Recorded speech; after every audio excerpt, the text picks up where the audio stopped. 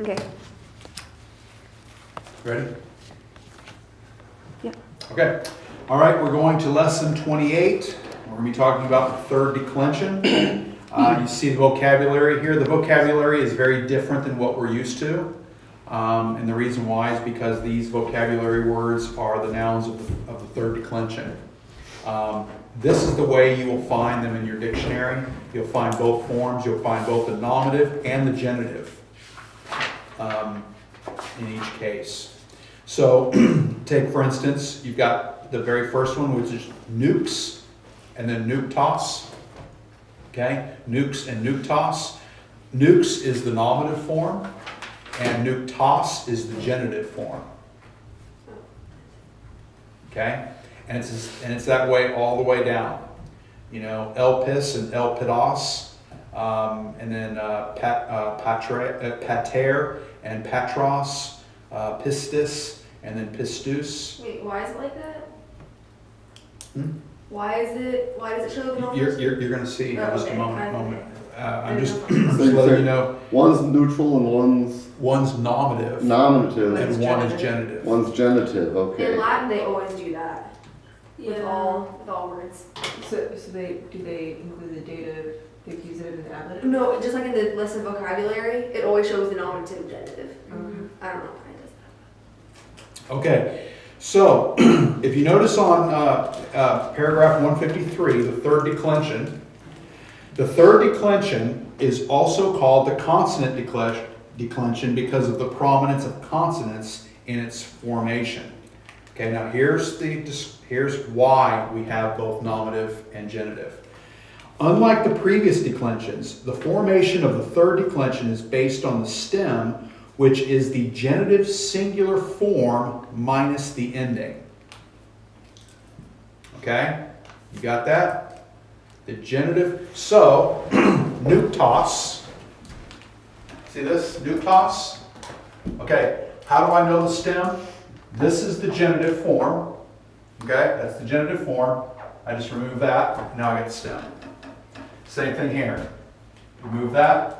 That's the stem. That's why Latin does it. Yeah. Okay, here, this is the genitive. Remove that. That's my stem. Okay? And that's the way these are built. They're built on the genitive singular and minus the ending. So you can't find the stem by looking at the nominative? That's Right. rough. You find it by the genitive. But I'll show you how you go. Either way, when you're looking it up in your dictionary, you're going to find both forms, both the nominative and the genitive. Because if they just give it to you in the nominative, you'll never be able to find it. This particular noun is built on the genitive singular. It's built that way, minus the ending. It'll be hard to remember what is in third declension. Like what words are in third declension when you're translating and stuff. Oh, you will. They're relatively easy to see. Oh.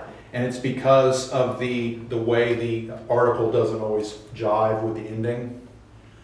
It's one of those. So, okay. Thus, the lexical entry will always contain both the nominative and genitive singular of third declension words. Okay. And if you go to Appendix 6, okay, you've got third declension nouns there. See those? These are several paradigms of some very common ones. You see them there? I wish I would have looked at these today because I was actually creating these all by myself. I was like, oh, there's a cheat sheet back here. Ah. Okay. Compare these with the endings in paragraph 154. Okay, so paragraph 154, you can see the endings there. If you don't mind. Fine. I was going to try and catch Okay. for you too. Okay. All right. The lexical entry is given at the beginning of each and should be memorized by the student. This declension contains all three genders, which can be known only by observing the article when used and or by memorizing the dictionary form.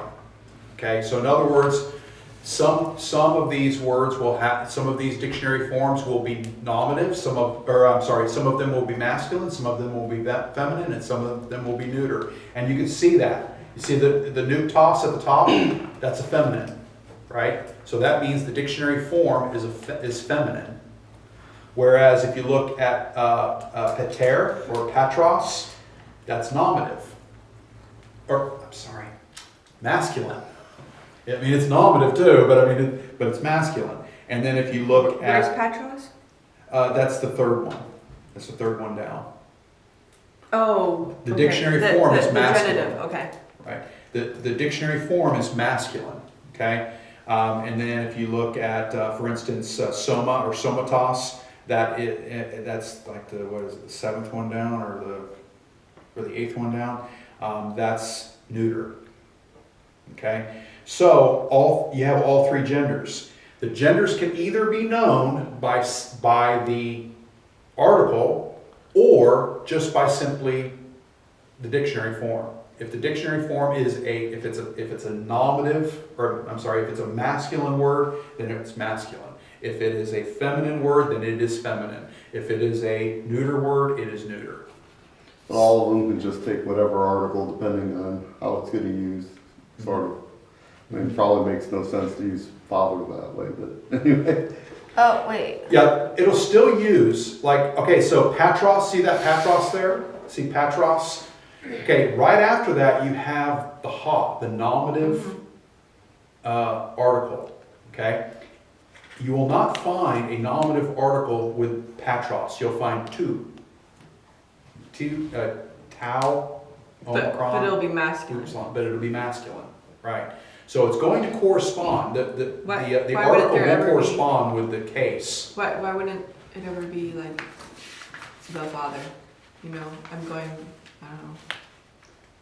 back to like It the would father. just have the two instead of.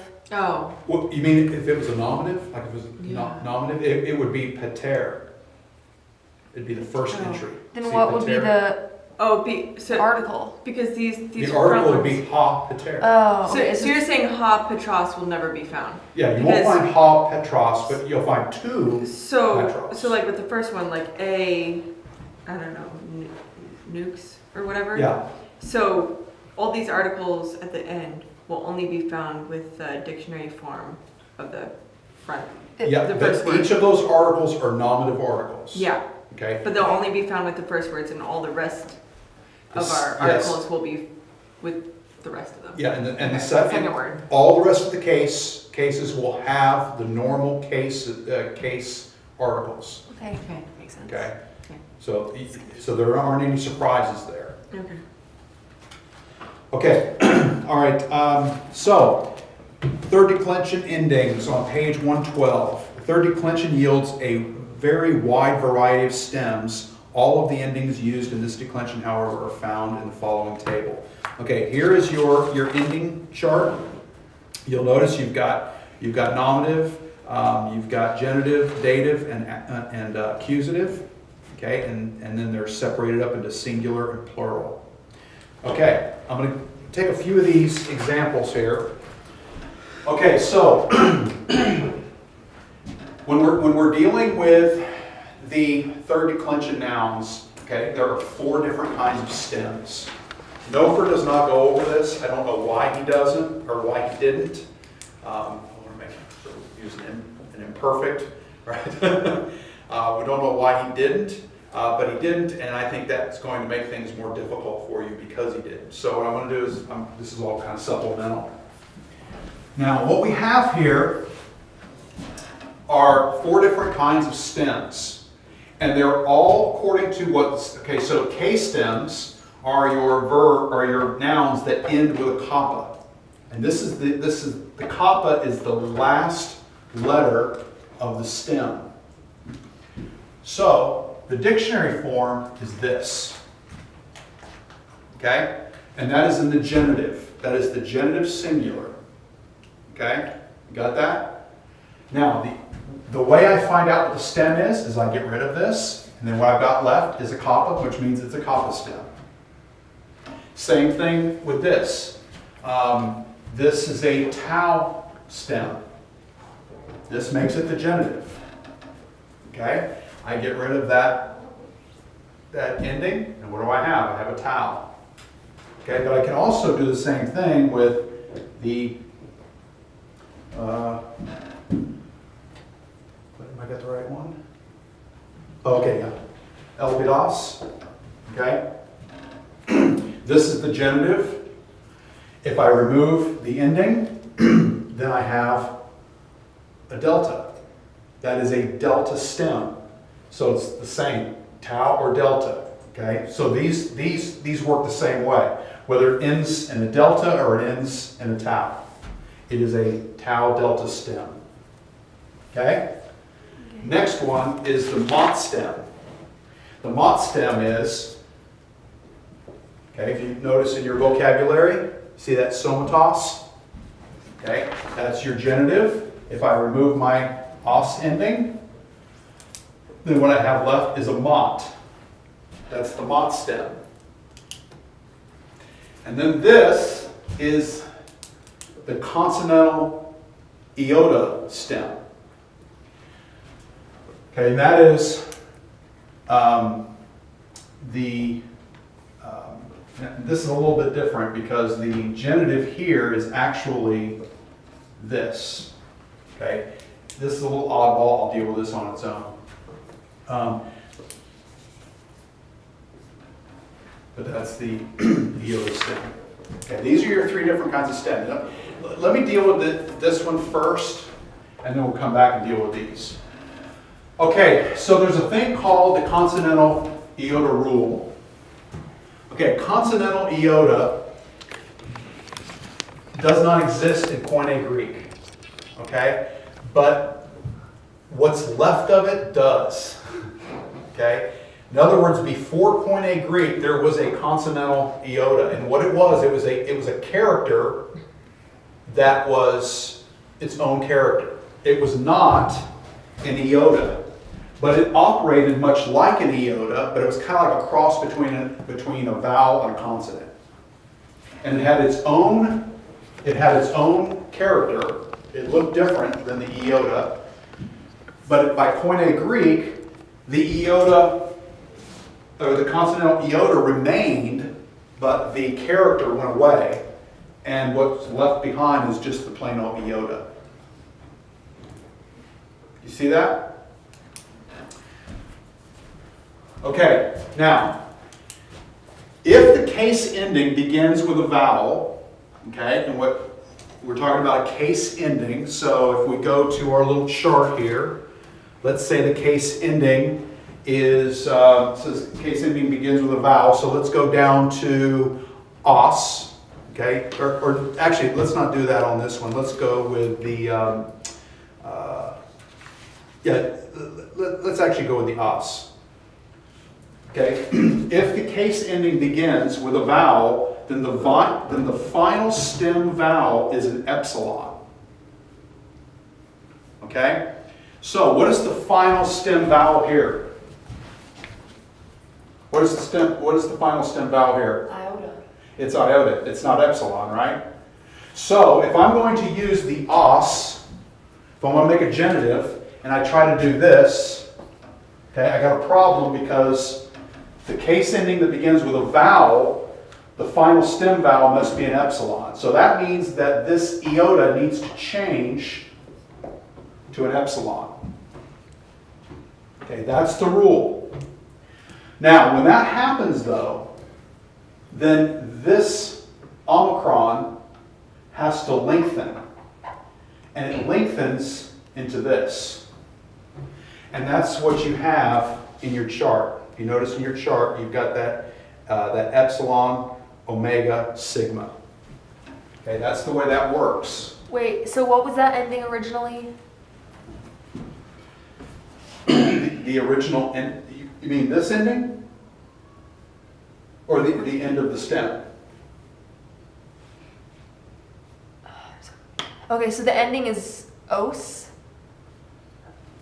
The case ending? Well, yes, that would be, it's a genitive. It would be that would be the case ending. Okay, so that means because it begins with the omega, then the iota changes to an epsilon? Right, changes to epsilon. Now, in this case, now let's put the iota back up there, okay? Now let's go to the next one. If the case ending begins with a consonant, then the final stem vowel is an iota. So now let's go to the nominative. The nominative is a sigma. Is the sigma, is that a consonant or is it a vowel? It's a consonant, right? So I can put it right there, and that's exactly where it would go. And that's the nominative form of pistis. Okay? And it works just fine. Would that also be accusative? Because in the chart, you have a sigma or an option for accusative too. You mean in the appendix No, right on page 112. on page 112? Okay, what did you say? The last row is accusative endings, right? Right. Well, it's not going to be. It's going to be actually a new. Will be the. This is kind of a unique one. So Okay. Let me just show you how this works from beginning to end. Okay, so here we've got a nominative. Okay, so pistis, that's the nominative. Okay, the only thing I have to do to make this work is just put a sigma in there. That's all I got to do. Just put the sigma. Now I got a nominative. All right. Now, if I want to do a genitive, okay, then I put my pistis back up there again, right? Okay, but now, if I use any of the endings that are there, any of the endings, they all start with a vowel, which means that I have to change this to an epsilon, right? Once that's changed to an epsilon, then I pick one of those, and what it is in this particular case is this. That's my genitive. Okay? Do you have that? Now, how would I make a dative? How would I make the dative? would you just leave the I alone? And it would just end with the iota? Because it's. Okay. Would it change Let to me an put it iota back up here. epsilon? Okay, let's put it back up here. Okay, so what would I do to make it into a dative? Well, I can see two options. One option I could see would be just putting it two iotas, basically you'd have another iota, but that starts with a vowel. So then, would it turn then to an epsilon? So And this it's the would turn iota in- epsilon? this. No, that would stay the iota, the next letter would be an epsilon. No, it would be No. epsilon iota, right? This would have to be an epsilon, because remember what the rule says, right? The rule says, if the case ending begins with a vowel, An iota is a vowel. and an iota is a vowel, okay, then the final stem vowel is an epsilon. Okay. So this goes from being an iota to an epsilon. And then Okay. the iota is after it, because And that's then the you put end. your iota after it, Okay. okay? And then once you've got that, you've got a dative. It's not too hard. Okay? Yeah, I mean, it's kind of weird at first, and then it's like, oh, okay, that makes sense. Okay, so if I want to next make an accusative, how would I do that? So I'm going back to, Well, there's lots of accusative ones. That was what my question was about. There's three options. So if it was a new, then it would just be iota new? it's new. Yeah. Okay, in these iota, consonantal iota stems, they use the new. Okay? Generally speaking, that's the way it's done. Okay, so just keep that in mind. What about the K and the T and the D and the other ones? Which Well, one do they use? No, we'll get to We'll those get them, okay. when we get there. But this is the way you do these. Okay, so now you've got your nominative, you've got your genitive, you've got your dative, and you've got your accusative. So it's not usually alpha or sigma for the accusative? Because it says new alpha or sigma Yeah. Do it now? right here, Or blank. or blank, yeah. Yeah, and it can be any of those depending on which stem it is. Some dictionary forms use different ones. Okay. Okay. So new is for the iota stem? Yeah, it's for the iota stem. The consonantal iota. This is the reason why there's a little line underneath it. Because in the grammars, that's what they do. They'll put a little line underneath your iota, and what that's saying is that it's a consonantal iota. Remember what I said, that the consonantal iotas had their own separate character, and then that went away? So the only way that you can determine what an